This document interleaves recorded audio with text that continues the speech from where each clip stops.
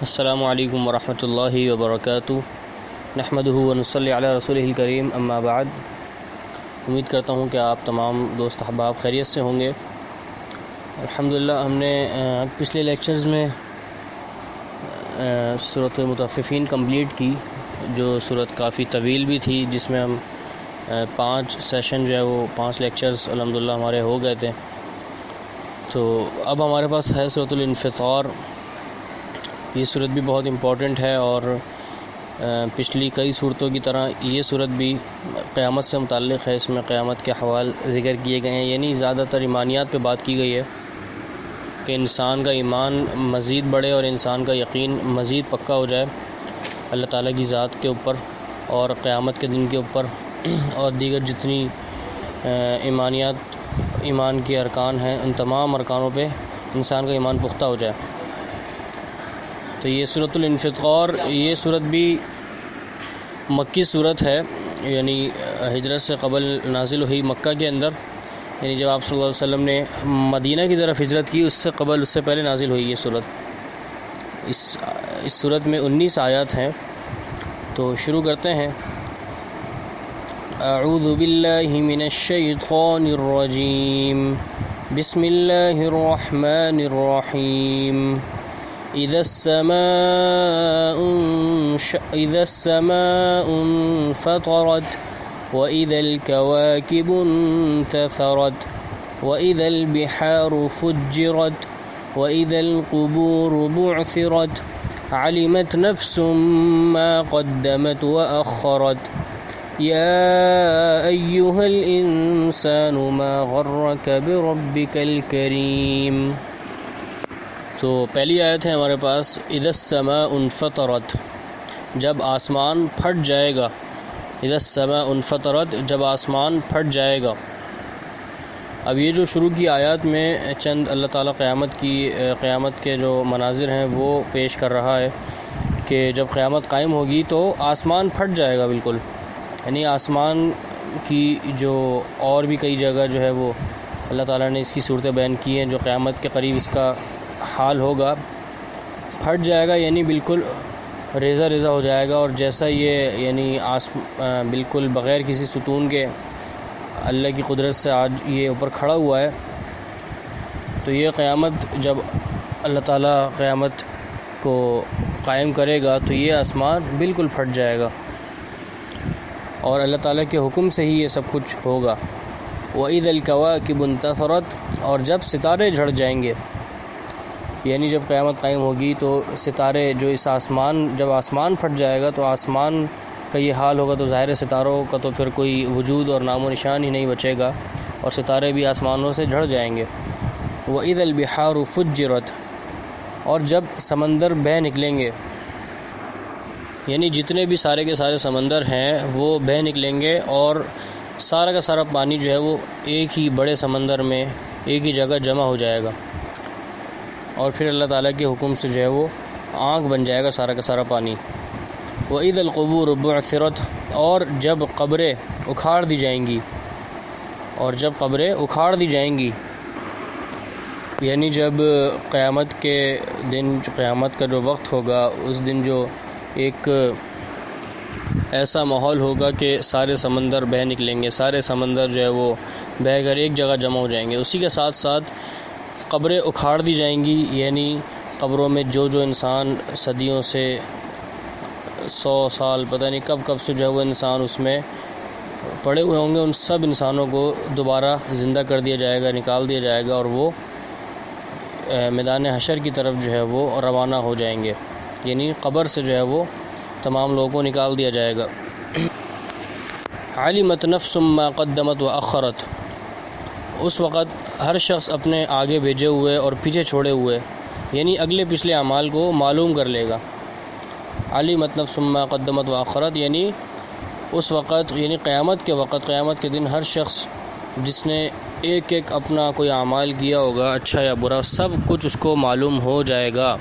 اللہ تعالیٰ اس کو اس کا ایک ذرہ دکھا دے گا، جیسے سورۃ الزلزال میں بھی ہے نا کہ فَمَن يَعْمَلْ مِثْقَالَ ذَرَّةٍ خَيْرًا يَرَهُ وَمَن يَعْمَلْ مِثْقَالَ ذَرَّةٍ شَرًّا يَرَهُ، کہ جس نے کوئی خیر کا کام ذرا سا ایک رائی کے دانے کے برابر ذرا سا ذرے برابر بھی جو ہے وہ کوئی کام کیا ہوگا، کوئی اچھا نیکی کا کام کیا ہوگا تو وہ دیکھ لے گا قیامت والے دن اس کو، اور اسی طرح کسی نے کوئی ذرا سا برائی کا کام بھی کیا ہوگا تو قیامت والے دن وہ اس کو بھی دیکھ لے گا۔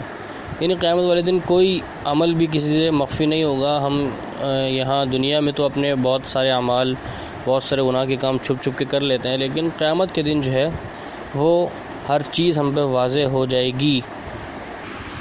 اسی طرح اگر کوئی شخص جو ہے وہ دنیا میں کوئی اچھا کام کرے گا اور ایسا کام کرے گا کہ اس کام کو پھر دوسرے لوگ بھی فالو کریں گے، یعنی وہ ایک سلسلہ اس کا چلتا رہے گا، تو اس کو اس نیکی کا صلہ ملتا رہے گا، یہاں تک کہ قیامت والے دن وہ دیکھ لے گا کہ ہاں یہ میں نے نیکی کی تھی، اور اس کا سلسلہ یعنی اس کا جو اس ثواب کا سلسلہ جو ہے وہ لوگوں تک بھی پہنچتا رہا اور لوگ اس پہ عمل کرتے رہے، تو اس شخص کو ان تمام لوگوں کا بھی ثواب پہنچے گا۔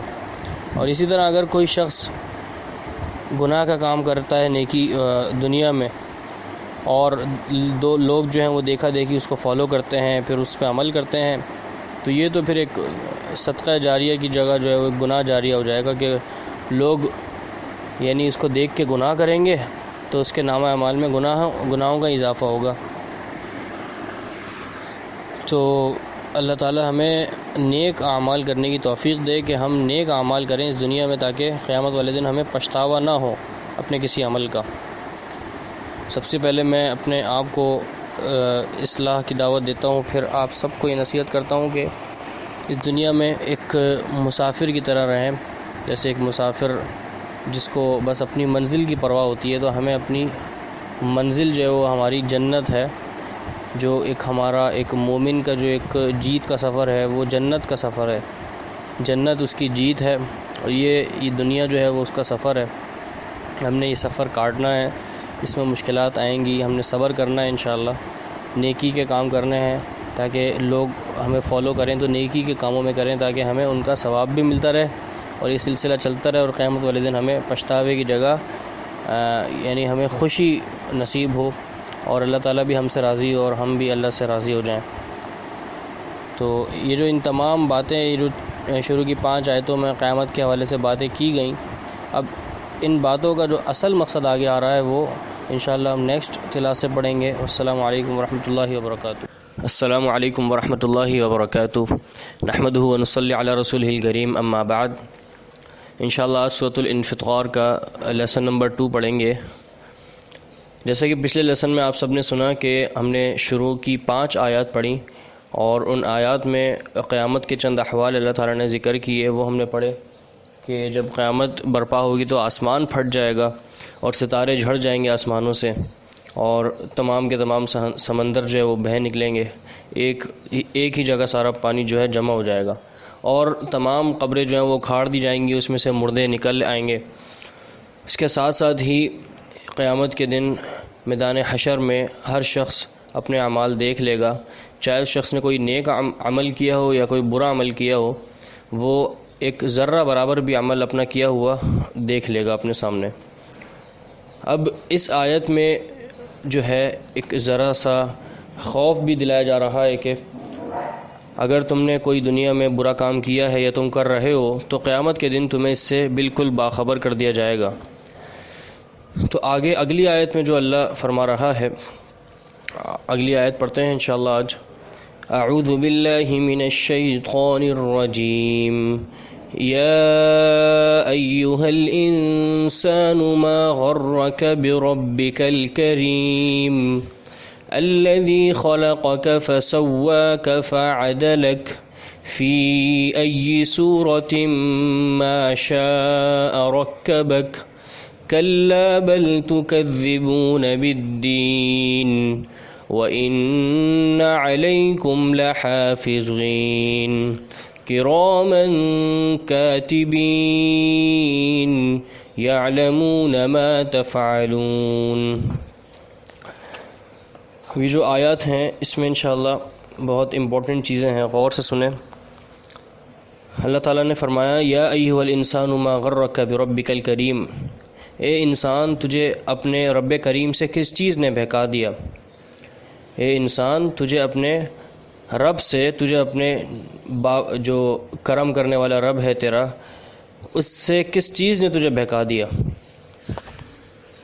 یعنی اے انسان، تجھے کس چیز نے دھوکے اور فریب میں رکھا اور کس چیز نے تجھے دھوکے میں ڈال دیا کہ تو اپنے رب سے دور ہو گیا، تو نے اپنے رب کے ساتھ کفر کیا۔ اب دیکھیں، پچھلی آیات میں قیامت کے احوال بیان کیے گئے اور یہ بھی بیان کیا کہ تمام اعمال ہم قیامت کے دن دیکھ لیں گے۔ اس کے بعد اب جو ایک بڑی نصیحت کی جا رہی ہے وہ یہ ہے کہ جن لوگوں کو بھی اللہ تعالیٰ کسی چیز نے اللہ تعالیٰ سے غافل کر دیا ہے تو فوراً اللہ کی طرف لوٹ آئیں۔ اور یہاں ایک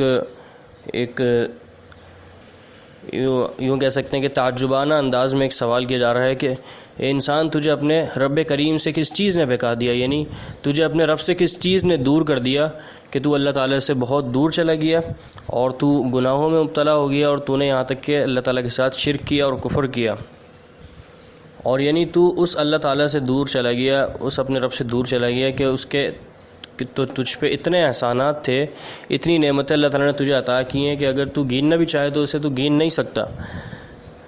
انسان کو اللہ تعالیٰ نے ایک مستقل اور ایک بہترین وجود بخشا، اس کو ایک جسم بخشا، اس کو عقل اور فہم عطا کی، اس کو سوچنے کی سمجھنے کی صلاحیت عطا کی، اور دنیا میں رہنے کے لیے ایک سے ایک بڑی نعمت عطا کی اور اسباب عطا کیے، یہاں تک کہ اللہ تعالیٰ نے فرمایا کہ هو الذی خلق لکم ما فی الارض جمیعا، کہ وہ اللہ تو وہ ہے کہ جس نے اس دنیا میں جو کچھ بھی پیدا کیا وہ سب کا سب تم انسانوں کے لیے ہی پیدا کیا۔ دوسری جگہ فرمایا وسخر لکم ما فی السماوات وما فی الارض، یعنی اللہ تعالیٰ نے تمہارے لیے اس دنیا کو مسخر کر دیا، یعنی تمہیں اس قابل اور اس دنیا کو تمہارے لیے ایسا کر دیا کہ تم اسے استعمال کرو، تم اسے بہتر سے بہتر بنا سکو، تم اس میں ترقی کرو۔ تو یہ تو اللہ تعالیٰ کے احسانات ہیں، لیکن انسان پھر بھی اللہ تعالیٰ سے دور جاتا ہے اور انسان اللہ تعالیٰ سے کفر کرتا ہے۔ اب اللہ تعالیٰ آگے چند آیات میں اپنے بڑے بڑے احسانات ہمیں بتا رہا ہے۔ سب سے پہلے اللہ تعالیٰ نے فرمایا الذی خلقک فسواک فعدلک۔ اب اس آیت میں اللہ تعالیٰ نے تین بڑے احسانات فرمائے، بیان کیے۔ الذی خلقک، وہ رب جس نے تجھے پیدا کیا، فسواک، پھر ٹھیک ٹھاک کر دیا، فعدلک، پھر درست اور برابر بنا دیا۔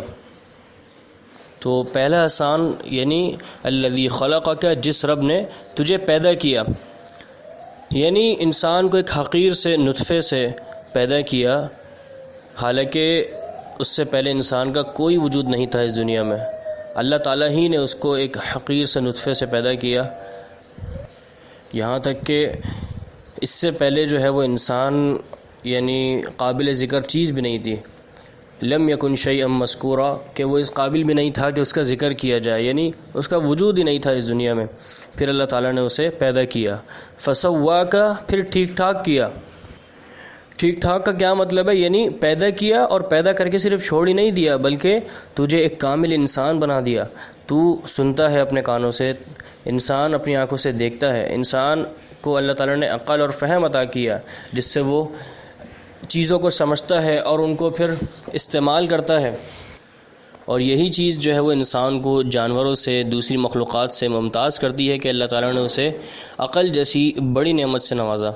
اب جانوروں میں آپ دیکھیں کہ ان میں عقل نہیں ہوتی، ان میں آپ یوں کہہ سکتے ہیں کہ سمجھ تو ہوتی ہے، ان کو پتہ ہے کہ ہاں یہ میرا کھانا ہے اور میں نے کھانا ہے اور میں نے پانی پینا ہے، جانوروں کو یہ بات تو معلوم ہوتی ہے۔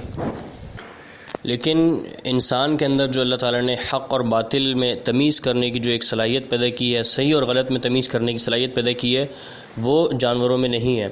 تو اسے ہی عقل کہا جاتا ہے کہ جس سے انسان چیزوں کو سمجھتا ہے، چیزوں کا استدراک کرتا ہے اور پھر ان کو استعمال کرتا ہے۔